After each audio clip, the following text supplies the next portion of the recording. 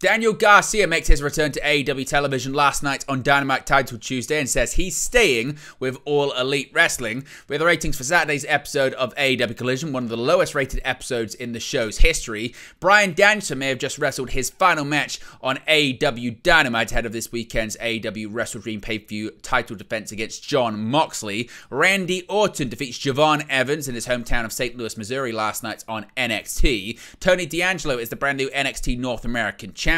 Mercedes Moné retains the AEW TBS and New Japan Strong Women's Championship. Switchblade Jay White has challenged Hangman Page to a match this weekend at Wrestle Dream. Stephanie Vacqua has joined forces with Julia, arriving in NXT to fend off Roxanne Perez and Cora Jade. Jake the Snake Roberts joins the new LFI as Lance Archer joins the Don Callis family on Dynamite.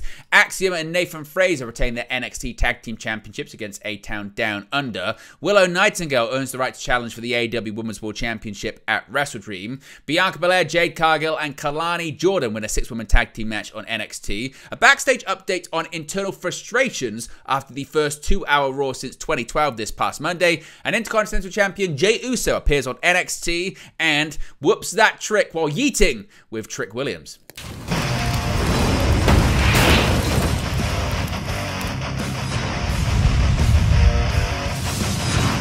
Hey guys, welcome back to Wrestling News 365. Hope everyone is doing very well. As always, there are plenty of news stories to get into in the world of professional wrestling. Let's begin with Daniel Garcia. He is back on AEW programming, and he's going to be sticking around in All Elite Wrestling amid rumors that his contract with All Elite Wrestling is set to expire soon. Let's get straight into this one. As I mentioned, Daniel Garcia appeared during AEW Dynamite for the first time since All Out in September to address his future with the promotion.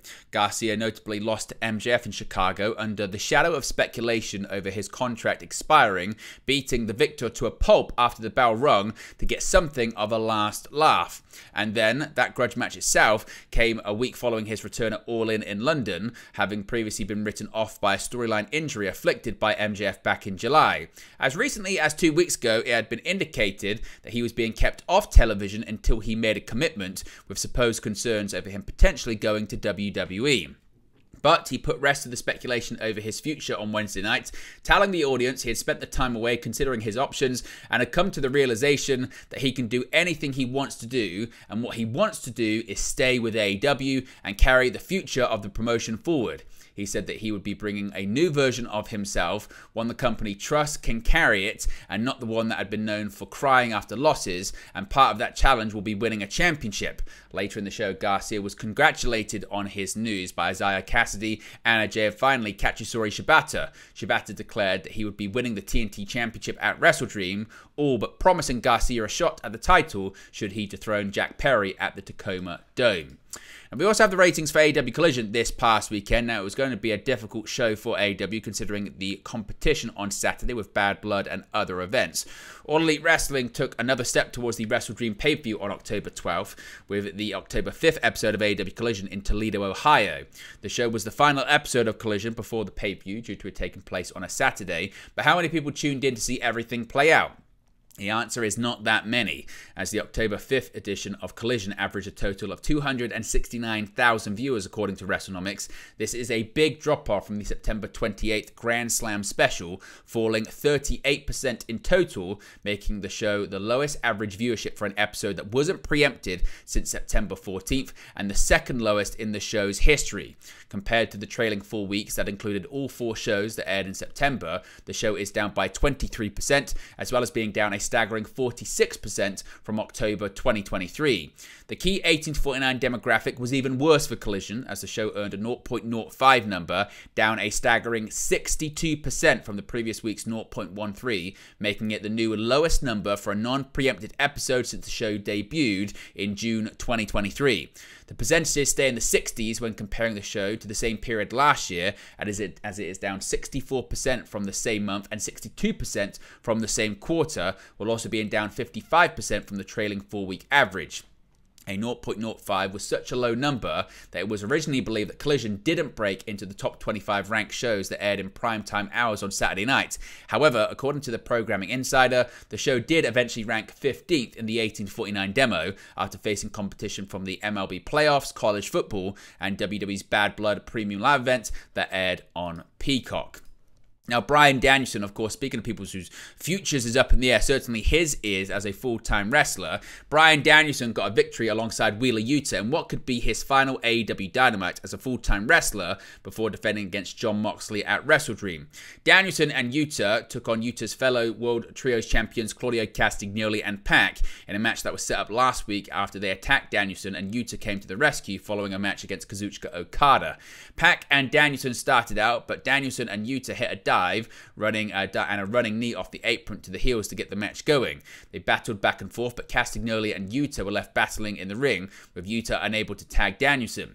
Yuta hit a DDT to Castagnoli from the top rope and got the tag to Danielson, who had a drop kick from the top to his former friend. He hit kicks in the corner to Castagnoli, followed up with chops. He then hit his signature kicks to Castagnoli's chest and head in the middle of the ring until Pac attempted to come to the rescue, but Danielson took him down as well. Castagnoli hit an uppercut to Danielson and Pac hit a 450 splash, but Danielson kicked out. Marina Shafir appeared on the apron to distract the referee as Pac took the ring bow hammer from the timekeeper's area, but Yuta intercepted it before he could use it. Danielson got Pac in the label lock off the distraction and Pac tapped out. Jon Moxley then appeared at ringside and Danielson went after him and the pair brawled backstage. Shafir, Castagnoli and Pac beat down Yuta, with Castagnoli using the hammer on Yuta's midsection. Danielson and Moxley battled back down to the ring and Danielson capitalized to help Yuta, and the show ended with Danielson's yes chants and the final countdown. Now, meanwhile, Randy Orton, he was on NXT this week. Of course, only 1 hour of NXT and AEW Dynamite went head-to-head. But we saw Randy Orton, a main roster legend, future Hall of Famer, face off against Javon Evans. And Javon Evans' star shined bright on NXT in St. Louis, Missouri on Tuesday, but it wasn't enough for him to topple the city's own apex predator, Randy Orton. Orton hit an RKO on Evans to secure the victory in his NXT debut. He raised the bouncy one's hand in the middle of the ring following the match. However, as general manager Ava announced backstage, Evans would be added to a triple threat #1 contenders match for the NXT Championship next week, featuring Ethan Page and Wes Lee. Evans attempted to use his speed to his advantage during the match, and he went for a drop kick, but Orton simply stepped out the way not once but twice. Orton beat down Evans in the corner and patted him on the head, earning himself a kick to the chin, then a drop kick from Evans, sending him out of the ring. On the outside, Evans jumped from the commentary desk to the apron, then went for a dive to Orton, but got caught by the Legend Killer. Orton slammed Evans onto the desk 4 times in a row, but the desk didn't give. Back in the ring, Orton beat down Evans, and Evans once again used his speed, jumping from the top to deliver a forearm, then followed it up with chops across Orton's chest. He attempted to jump from the ropes again, but Orton caught him with a power slam. Orton's got Evans up for the draped DDT, then looked for an RKO, but was hit with a super kick. Evans hit a cutter after bouncing from the top rope, but went for another and missed. Orton hit his own RKO for the victory, but with a title opportunity on the line next week, Evans also walked out victorious. Of course, many people did notice that in the closing stretches of the match, Evans went for a very jumping cutter that was twisted. It was meant to be turned into an RKO. It looks like he didn't rotate enough and Orton's couldn't do it, so there was a bit of a botch. Randy Orton quickly got him up and hit an RKO for the victory. It was actually quite easily to be seen that Javon Evans was saying, "I'm sorry, I'm so sorry" to Randy Orton after the match, but Randy Orton quickly said, "It's no problem, you're the man," and celebrated with the youngster after the match was finished. Now, Tony D'Angelo, he is the brand new NXT North American champion. Tony D'Angelo became the first man in NXT to defeat Obafemi and captured his North American championship on the first show that NXT has done in St. Louis, Missouri. D'Angelo had the family at ringside after the Don had fought to regain confidence in himself over the last few weeks in an attempt to dethrone Femi. The bout started off as a shoving match, but D'Angelo immediately went on the offensive before eating a big clothesline from the champion. D'Angelo battled out of a headlock but got caught and ran spine first into the ring apron with a chokeslam. Channing Stacks Lorenzo tossed D'Angelo a crowbar, but the Don slid it back out of the ring. D'Angelo then hit a big clothesline to Femi, knocking both men back out of the ring. Femi got up first and started to stare down the family, especially Adriana Rizzo.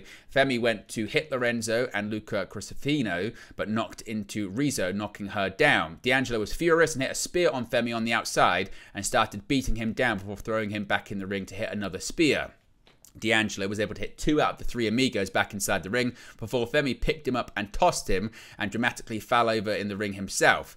D'Angelo slid to the outside after being hit in the corner, and Femi began to clear off the commentary desk. He attempted to hit a powerbomb on D'Angelo, but he countered with a spinebuster and sent Femi through the desk. D'Angelo got the champion back in the ring and hit another spinebuster, but Femi kicked out. The men set up and stared each other down. Femi went for another powerbomb, but D'Angelo countered the move into a pin for the victory and the championship. Now, going back to AEW Dynamite Title Tuesday, Mercedes Moné kept her gold last night. She completed a double title defense over Emi Sakura during AEW Dynamite Title Tuesday. Sakura is challenging the CEO for both the AEW TBS Championship and the New Japan Strong Women's Championship, but proved unsuccessful after falling victim to interference from the Brickhouse Camille. Sakura looked to have the match won after a delayed butterfly backbreaker, only for the champion to roll herself onto the apron and out of reach for the pinfall. As the challenger looked to pull the champion into the ring, Moné pulled the ring skirt, drawing the referee's attention to pull it back, allowing her to kick Sakura into the path of reach of Camille at ringside and drop her for the champion to capitalize. From there, Moné locked in the statement maker, wrenching back until Sakura tapped out to wrap things up after 10 minutes.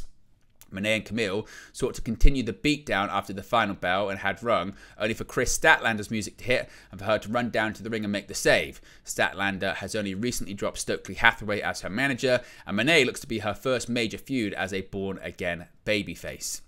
Switchblade Jay White versus Hangman Page looks to be taking place this weekend at WrestleDream. Another match has been added to the event after a newly returned Jay White challenged Hangman Page in a post-match promo following his victory over Cody Chun. White got on the microphone and laid out the challenge after he returned on Dynamite last week and attacked Page after Hangman attempted to injure Bang Bang Gang member Juice Robinson following their match.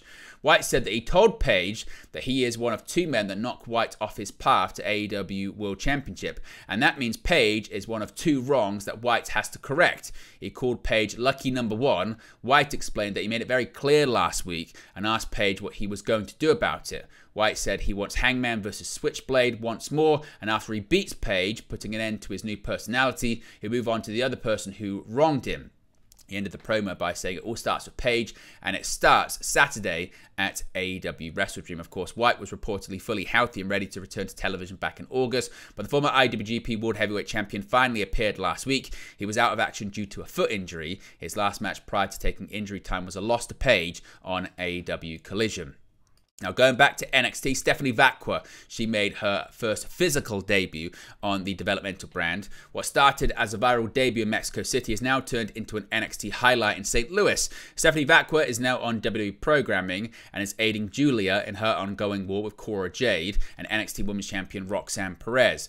Fans were clued into Vacqua's appearance on Tuesday's episode of NXT during a backstage interview with Julia. When asked about Jade and Perez, who recently created an alliance at Julia's expense, Julia was interrupted by a knock at the door. Julia turned to greet an old friend but walked off screen before any name could be said. Vacqua did not appear until later on in the night, when Jade and Perez took to the microphone to brag about their alliance and Perez's hold over the NXT Women's Championship. Julia interrupted the segment, to which Jade attempted to taunt her in the ring. Julia stood strong, and when Vacqua's Titantron lit up behind her, the St. Louis crowd erupted into applause. Julia and Vacqua rushed to the ring to pummel Jade and Perez to the ground. Jade and Perez attempted to fight back, but ultimately made their escape to the outside. Both Julia and Vacqua looked at each other before picking up Perez's title together. It would appear that both newcomers are staking their claim to Perez's NXT Women's Championship. Vacqua has shown great promise in a WWE ring, taking 2 victories over Isla Dawn in her Mexico-based house show debuts. Any further details regarding Julia or Vacqua's future contest for the NXT Women's Championship remain undisclosed. Now, this is quite an interesting story here because Jake Roberts has switched clients. Jake the Snake Roberts made a surprise return to AEW at the Title Tuesday edition of AEW Dynamite, but what he did on the show was even more surprising.